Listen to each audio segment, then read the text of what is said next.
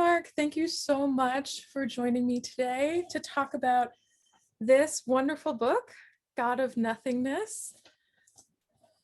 Thank you, Rena. I'm delighted to be here, and I'm delighted to see the interior of the store there. This is an exciting moment for me. Well, I hope to bring you here to read in person. This is not a substitute for reading. This is just kind of an interview to get people excited about the book, so that when we're hosting readings here again, we'll be able to have you read from the book. But leading up to that, I have a couple of questions. Sure. Yeah, great. So can we start with the figure of Cuthbert? I love the window that this little lamb opens into your early life. And I wonder if you might talk about how you chose to tell that particular story. Sure. So this is a poem that's in the book, and it's written in couplets and that are kind of loosely rhyming couplets. And I imagined it as being a sort of a story that's written in heroic couplets. I had a poem in mind that it's one of my favorite poems, and it's probably one of the saddest poems in English, and it's The Badger by John Clare. And it's written in these, in these sort of rhyming. It's written in rhyming couplets, and it's a story about a badger that's found by hunters and taken into town and baited by dogs and eventually killed. And it's just a poem from the kind of middle of the Romantic era about the kind of cruelty of human beings vis-a-vis the natural world. And I was thinking a lot about that poem as I was working on this one, about a lamb that I had as a child. I grew up on a farm, and Cuthbert was a 4-H project, part of a kind of larger 4-H project of raising sheep. We had a sizable flock of sheep on the farm, and I was given these to raise as a project. Cuthbert was one of them. He was a wether, and meaning that's a castrated ram for all of you non-farm people who are still working on your agrarian vocabulary. And he and I raised him with some excitement because, of course, I knew that he would be sold at the animal auction at the county fair, which is a big event for 4-H kids who raise a steer or a market hog or a lamb. You then get to put your animal up for auction, and it sells for much over the market price. And so this is often a way for kids to earn money, especially kids on the farm, to actually have sort of cash, and it happens well above the market price. It's usually bought by local business people. You then, part of the it's considered a courtesy then, when someone buys your lamb, you put an ad in the local newspaper where you thank the business. And that's usually sometime in August, an issue of the local paper would come out with all of these ads with like a lamb on it, and it said, "Thank you, the Bank of Buffalo County, for buying my market lamb," and so you would do all of these sort of things. So Cuthbert was one of those. And it also talks about another piece of that story. And I raised a number of market lambs and sold them at the auction every year. That after following the livestock show, and then that next night there would be the auction, the day after that, after the final livestock auction at the fair, there would be a carcass show. And people would typically, there was a slaughterhouse right across the street from the fairgrounds, and they would load the animals up, come that night and take them across the street to the slaughterhouse where they'd be slaughtered. And then the carcasses would be put on display. And then the carcasses were also evaluated by a meat judge. So we, the 4-H kids, were then invited to the carcass show to come and see our animal after it had been slaughtered, and to see how it had done in comparison to the live judging. You could come and see how it fared once it had been processed. So that was a feature of my childhood, something that I knew about and anticipated. And it sounds ghoulish, but of course also looked forward to. Growing up in real isolation, in rural America, the county fair was the one social event of the year, of the whole summer, really. Once you were out of school, I was just at home all the time. There was and we had various projects and things like that, but then you were always anticipating these days that you got to spend at the county fair. And we would camp there, and I would sleep in the barn with my animals, and it was just the most exciting time of the year to be around all of these things on exhibit, and the stock car races and the demolition derby and the carnival rides, and of course the animal exhibitions, which I had prepared for and thought about. So that's kind of the story behind Cuthbert and the poem that I wrote about him, sort of trying Oh, to kind of reimagine that experience. yeah, no, thank you. That's great. And the poem has had, I feel like, really big reactions. People are excited about it. So that must feel really good, right? Like that people already have written homage, as I understand it. And There have been some. I'm really surprised by it, of course. It was actually a poem that I wrote. I didn't originally include it in this book. I thought it was too much. I thought that it was, I don't know, there was something about its formality that at first I didn't really think much of it. And then I read it to a couple very trusted readers, and their reactions told me that it should certainly be included in the book. Um, and so that's why it's there. when I was your student, I read Lucy Brock Broido's work for the first time because she was your teacher. And I understood that what you were transmitting to me was based, at least in part, on what she taught you. In the poem Gone is Gone, I get a clearer sense of what she gave you, especially in the lines, she mothered a part of me that needed that, lit a spirit lantern to spin shapes inside my obituary head. What was at stake for you in writing a poem about her? And I guess the bigger question here is, what are the stakes for you of writing very personal elegiac poems? Well, Lucy was, first of all, she was an extraordinary poet and teacher. And she was also, I'm lucky to say that she also became my friend. And that for years after she'd been my teacher, we became closer and closer, and and it was really wonderful to have her in my life in a much different way, after she'd been my teacher. I think she taught me so much about how poems are made, and she also modeled for me the ways in which a poet can be in the world.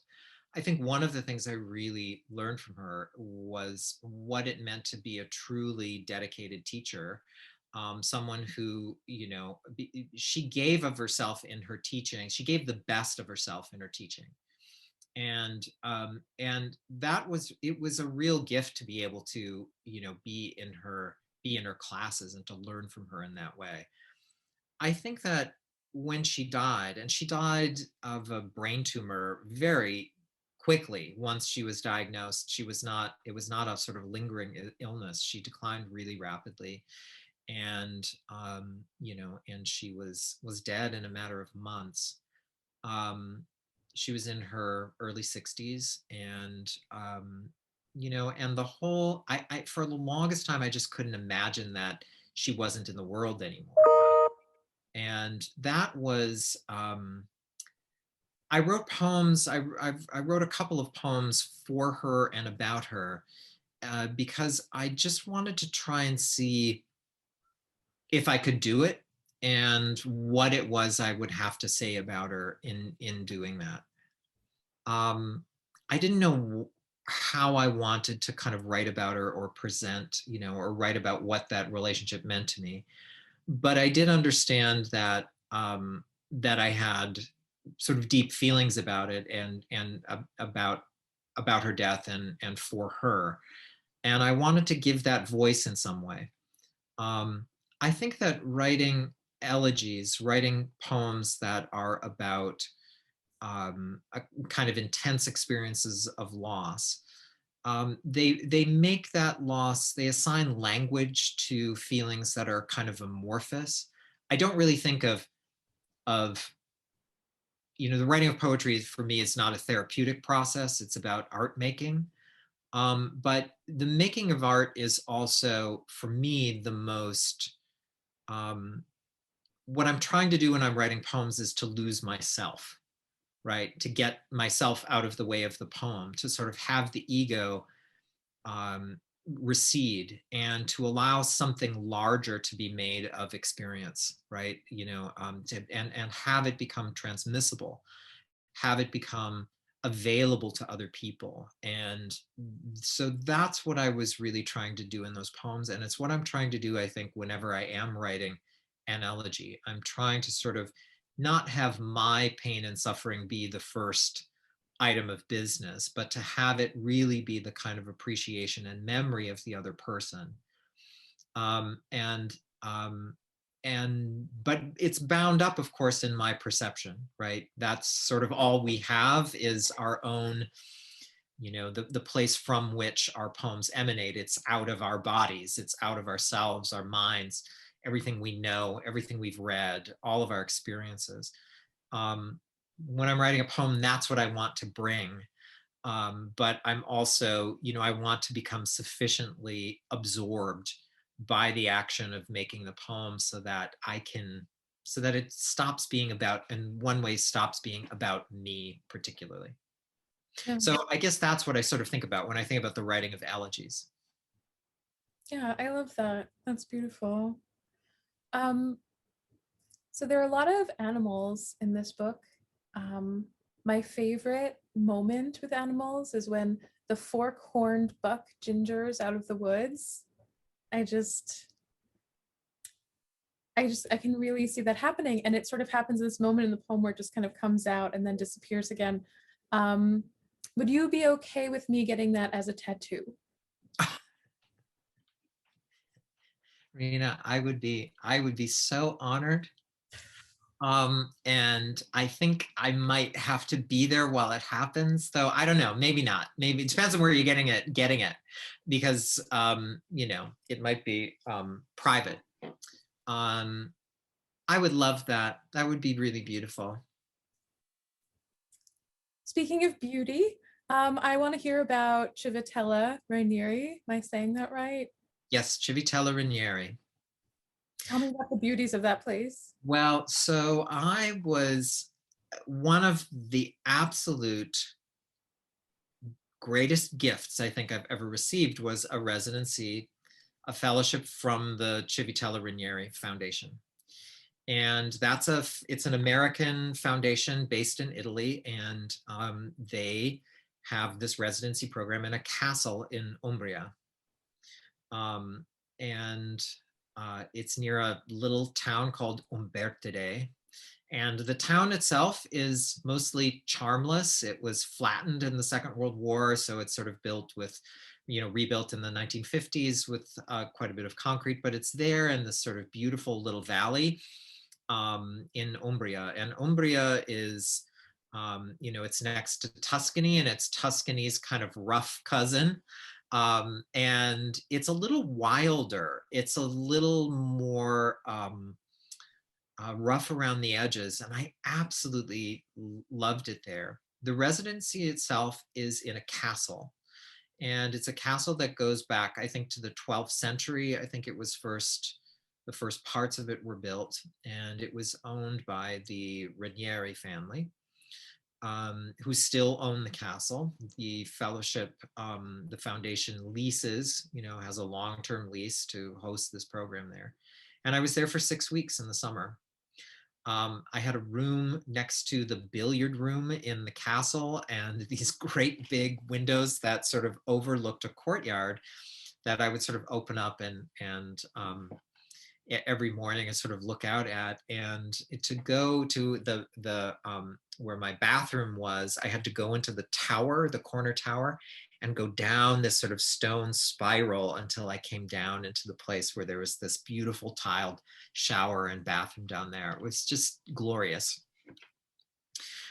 It was so heavenly there. I was also just across from the library, and they have a lot of books that have been donated. They also have Mark Strand's library, which he donated to them, and they have that catalog there. And so one of the many pleasures of being there was to go through the library and read Mark Strand's books, many of which are signed to him and with these inscriptions, and sort of take those out and read them was just marvelous.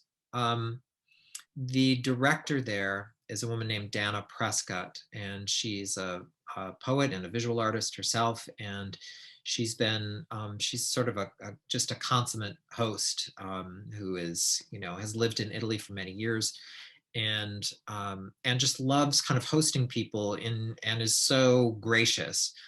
It's an international residency, so there are people from all over the world. This is one of the really wonderful things about it, although it is sort of weighted toward Americans since it is an American foundation. But one of the really nice things about it is that you do get to mix with artists from around the world. They give fellowships to composers, to writers, to visual artists.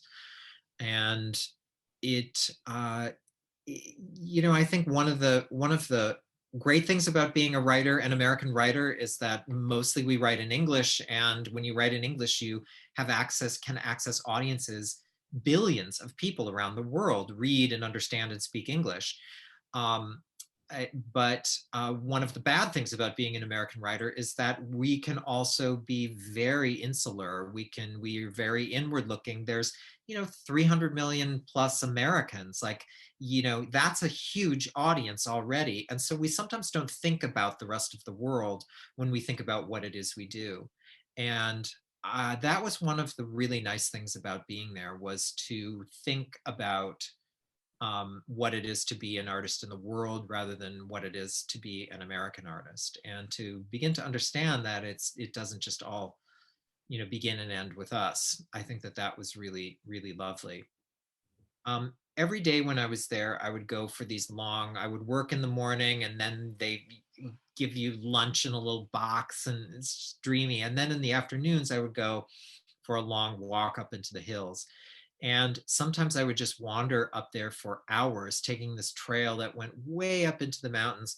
And one time I sort of, it was very hot, very dry, and I was passing by a farmhouse. These little dogs came out and were yapping at me. And this woman came out and she shushed her dogs, and she asked if I wanted a glass of water. She saw I was walking, and she said, "Would you like a glass of water?" I said, "Yes, that would be nice."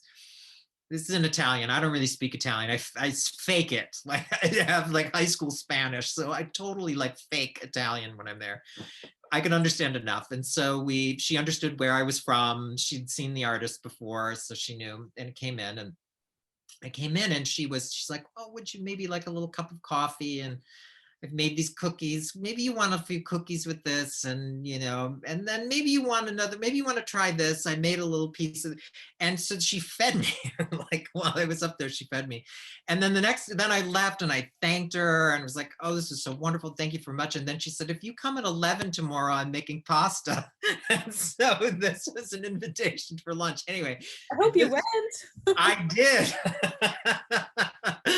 I did. I only went once. I didn't want to sort of overplay my welcome, but I was like, "Yeah, I'll come for pasta tomorrow." So that's what it was like to be there. It was Did you feel like a boy in a fairy tale?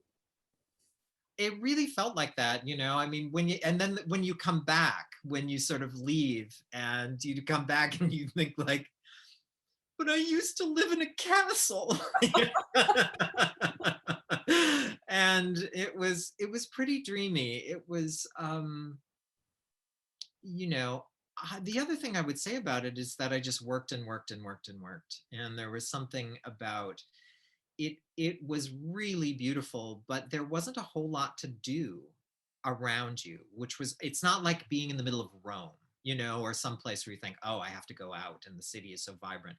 That's not where you were. And it was good that the town it was in was kind of muted. There weren't a whole lot of distractions. So you really can go there and work. And that's what I did. I dream about it. I think about it all the time. I'm eternally grateful I had that experience.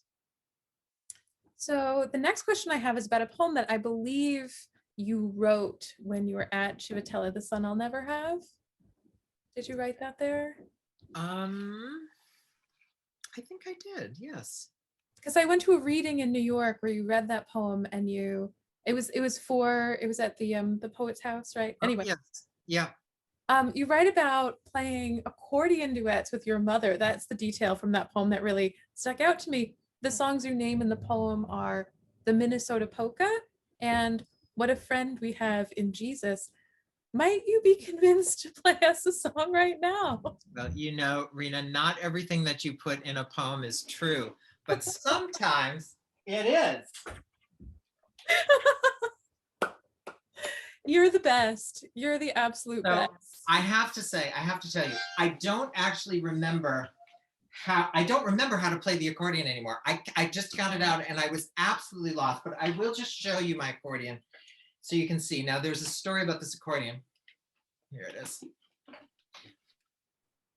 Nancy. In rhinestones. See that? Gorgeous. There. Yeah. So this is my accordion. And it was my mother bought it for me.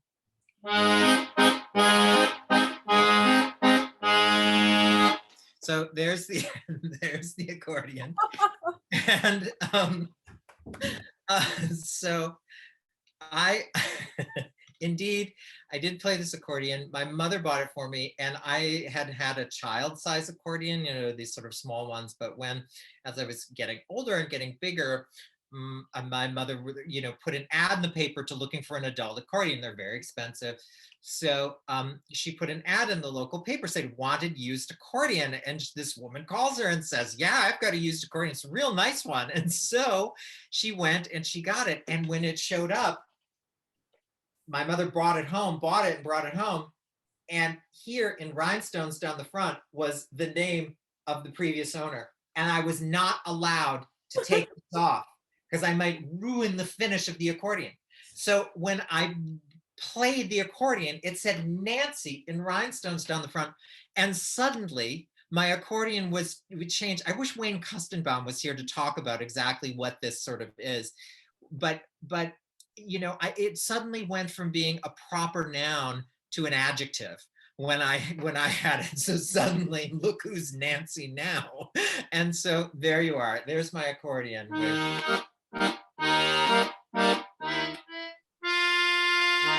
Anyway, I don't really remember how to play anything, but I do remember the how to do the.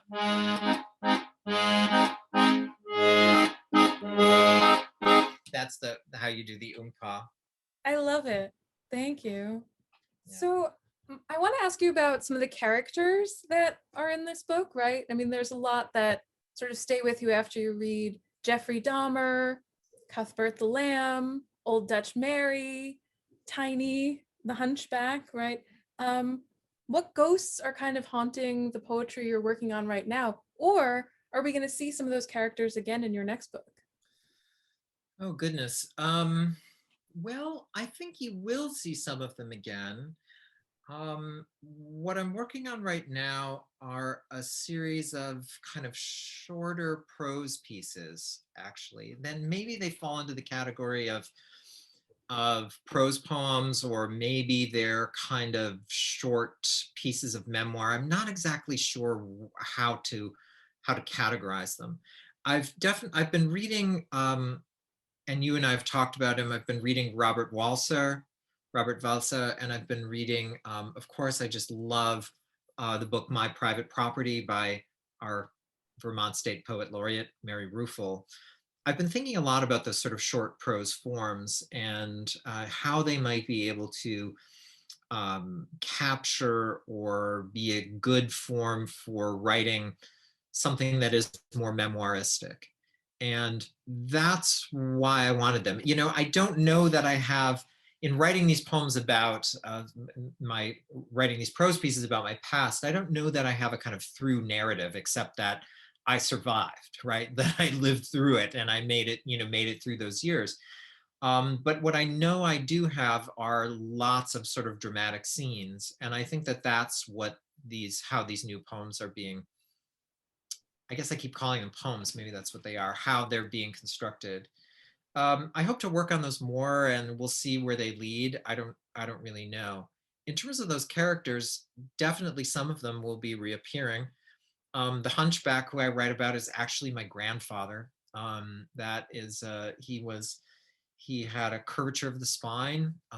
He During his lifetime, he was sort of, at the time that I knew him, he was alive. He was shrinking. You know, he was sort of becoming more curved. His spine was becoming more compressed. He was often in terrible pain. Um, and he was a very small man as well. Um, he was a big presence in my life. And, you know, I think in that poem you talk about, I said that he was at 9, he taught me how to drive. It may have even been younger, actually. I think I was probably 9. And he taught me to drive because he was losing his sight. And I remember being out with him you know, we were out on they lived in town, but he had a farm outside of town. And so we would drive out there and do things on his farm. And then we'd drive back into town where they lived. And I remember one time he said, you know, tossed me the keys and said, "You drive home." And I think I was all of 9. And that was because he couldn't see at night. You know, it was getting too dark and he couldn't see, and he wouldn't want to admit that. And so I was, you know, he and I were about the same height at that point, and he had actually put blocks on the pedals of this old Jeep that he drives so that he could reach the pedals more comfortably. So there were big wood blocks on them. And for a 9-year-old, this was perfect. Like I could sort of reach all the controls, and, you know, he taught me to drive. And so I started driving him some of the time. And he said, you know, you can drive, like whenever we're together, if you want to drive, you can drive, as long there's only one thing: you can't tell your father. So that was the one thing. So there I was, like this 9-year-old kid driving him around. He was a really vivid character, and you know, so he will definitely be making another appearance. Tiny, Favorite night perhaps. drives. I would love to read about those.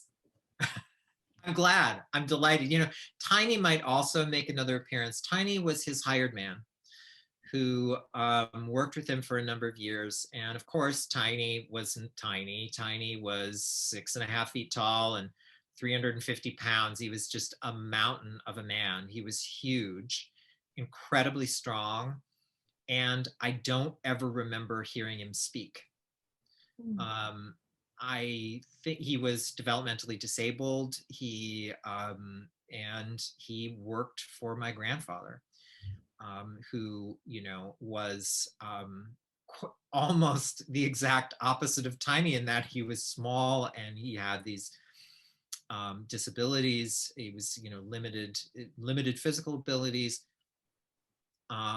And was loquacious, talked all the time. And so the two of them, there was this enormous, incredibly strong man who was silent, and my grandfather who was tiny and talked all the time.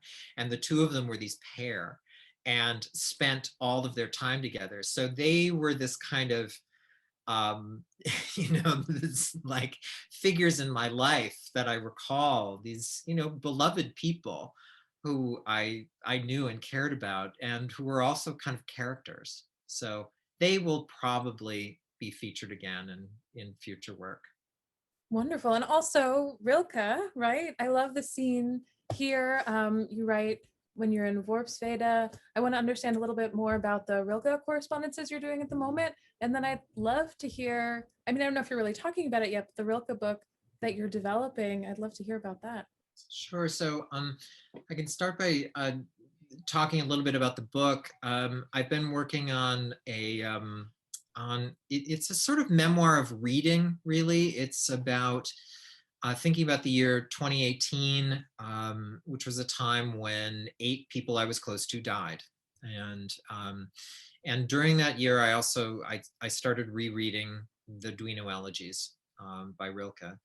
And I don't really remember what made me turn to them once again, you know, why I thought to kind of begin rereading those poems, but it really led me to start thinking about them in a much different and more serious way, and to kind of pour myself into those poems as ways of thinking about what loss is and how we contend with it and how we come to understand it, especially when those losses are multiple. There are 10 Duino elegies. These are 10 poems that he wrote over a period of about, I think that there was a 10-year gap in between the beginning and the end of them. They were sort of the last, that and the Sonnets to Orpheus were his last really major work. He thought of them as his life work, as his great achievement. And indeed they are. They're a kind of monument of modernism. And they really kind of begin a new way, I think, of hearing the German language that moves away from the romantic. I think of him as the last great romantic poet who is also a modernist. And that's kind of what the Duino elegies are. They're so expansive, they're so inclusive, and they're so strange. And I just found them completely absorbing. So I started writing a book that included thinking about those poems vis-a-vis these different losses. There are other parts of the book as well, including parts where I begin to travel to some of the places where he lived and worked and writing about those experiences. And so, he went on this sort of famous journey to Russia where he and his then girlfriend and really mentor, Lou Andreas Salome, they went on a sort of pilgrimage to go meet Tolstoy. And it's a sort of funny meeting where they meet and spend time with Tolstoy, who was incredibly dismissive of the young poet Rilke. But this was an important event in his life. And on a trip to Sweden, I was invited to dinner with a friend of mine, and he said, "Oh, and my friend Nadia is going to be there too. You'll love her." And of course, it turns out she's Nadia Tolstoy, who is the great granddaughter of Leo Tolstoy, Count Leo Tolstoy. So I write about that, about the dinner, with the granddaughter, great great granddaughter, I guess, of Leo Tolstoy, and other experiences. So this coming year, if it's possible to travel in September, I hope it will be.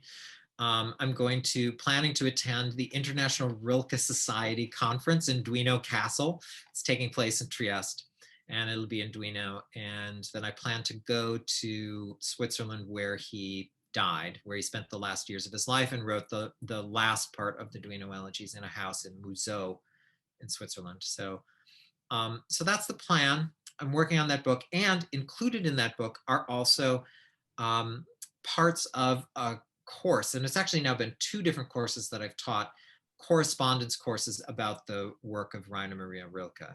And I've created the first one of these as an undergraduate literature seminar at Bennington College, and it was at the beginning of the pandemic when we were all trying to figure out how we were going to go about teaching.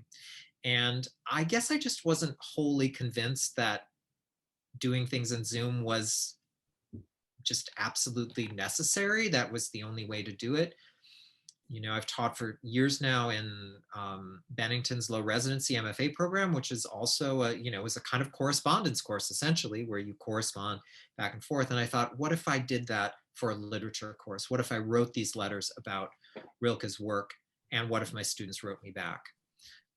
It was a really gratifying experience. And it was one that, so these letters that I've written to my students, and perhaps some that they've written to me with their permission, will be included in this book as well. And it's just been a real joy to kind of write deeply about this poet I love and to share that with other people. Oh, I bet I bet your students treasure those letters from you, Mark. I bet they keep them in shoe boxes under their bed. That's really special. Those are special objects. So Duino Castle. Okay, so when are you not in a castle? Then that leads to my question about your home, right? Your haunted house. If you want to talk a little bit about that. And I also, so we can see gorgeous photos of home renovations and of your decor and different things on your Instagram, which I love. I know you've been keeping chickens and doing kind of these normal things, but maybe you could let us in on kind of your weirdest pandemic obsession. Anything too hot for Instagram? Oh my goodness. I don't know. I feel as though throughout pandemia that I've just been right on the edge of teetering toward eccentricity, and that I'm already mostly partway there, but it came to, there was something. I live alone, and I found that I've just spent so much time by myself. I have rarely been lonely while this has happened. I threw myself into work. I think I learned the great consolations of really being absorbed, rediscovered, I think, reconnected with the consolation of becoming completely absorbed in your work. And um, gosh, I'm trying to think of well, I have an inordinate amount of concrete garden gnomes that I've collected. I mean, and I think there was some late night Etsy shopping that I really probably won't let anyone into. I'm going to have a kind of concrete gnome garden situation this summer that's evolving. It's embarrassing, but I've just learned to embrace it. It's a deep childhood memory that I have about my grandmother, and it's like I think I indulged it a little hard during pandemia. Do they have names? No, no. See, They, that's good. That's the line right there. Once you start oh naming, yeah, setting them different personalities, then it's all over. no, no. They're not. They're not. They're really just, and they have to be very special, or I don't like them. They have to have a certain patina. I'm not interested in new ones. So Yeah. that's maybe something. And it's also a little, I feel like this is the confessional. This is a little embarrassing to admit my concrete gnome fetish. But it's good though. It's good. What about beekeeping? I'd love to know a little bit about the erasure project you've been working on. Sure. Beekeeping books. So beekeeping, yeah, I've been a beekeeper on and off for quite a while. Currently, I don't have a hive at the moment. I had an aging hive, and it didn't make it through the winter. I did feed it, and I did all of the things one should do, but it was getting a little. The hive was weakening, um, and so they didn't make it through the winter, sadly. I think I will be taking a year off from beekeeping for a little while. But I have been working on a sort of erasure project. It's been something I like to kind of make rules for myself, create sort of routines that I like to follow for periods of time. And for the month of April, I mean, National Poetry Month is like a marathon for poets. Like every event happens in the month of April. It's like everything. What poets should really get in the month of April is the month off and a stipend.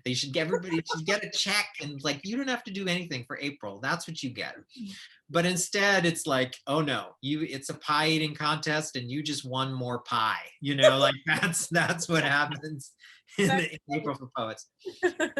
I'm sounding ungrateful. I'm not exactly, but it's like we could spread it out a little too.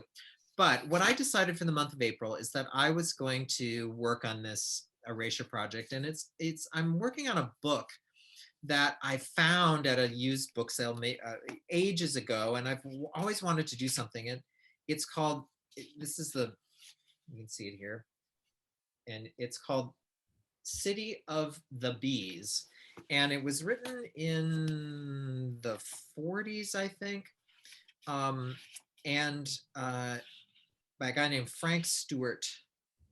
And yeah, it was written in the mid 40s, and it's this not great book about a hive of bees, and it's really florid. It's like really empurpled.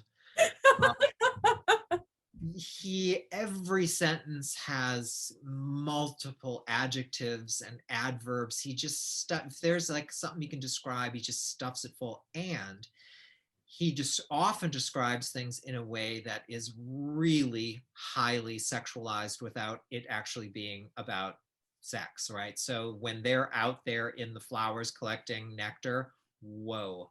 I mean, it's really kind of intense. And so what I've been doing is going through and making an erasure of the book. I just started seeing if I could kind of pick out poems on the page, and sort of erase the rest. And then I got the idea to start making collages on the facing page, sort of the verso was, I made these sort of collages. And the book, the way it's sort of evolving is that it seems to be about the disappearance of bees, that it's a book about bees, but it also is about their disappearance. It also is kind of gothic, that there's something kind of monstrous that's happening in it too.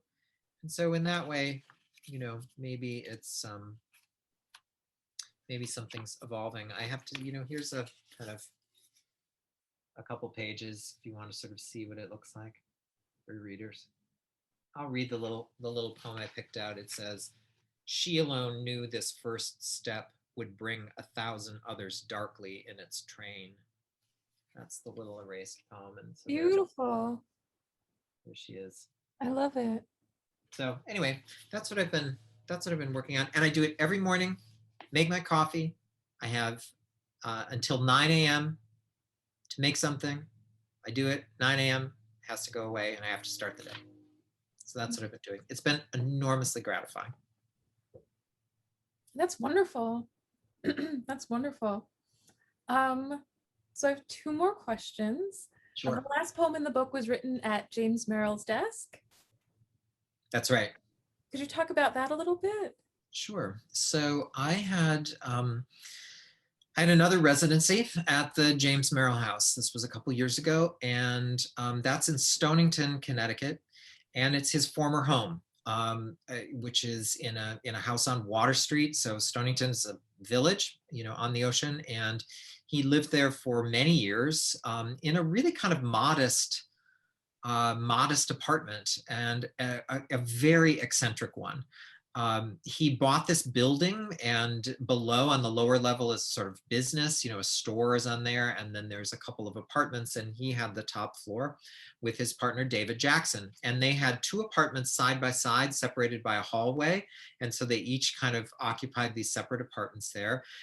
One of their best friends lived below them, and even at one point one of their Greek boyfriends was living downstairs in the ground floor, and he was living there with his wife and children. And so he had come over from Greece with his wife and kids, and so he was living there too. So they were living this incredibly bohemian and queer life there in what is in Stonington, which is a kind of elephant graveyard of like old Republicans. And they had sort of moved there I think in the 60s, 70s, I think they took possession of the house. And they really kind of, in many ways, transformed the town. They became these kind of really important cultural figures there. Other people moved there because they were there.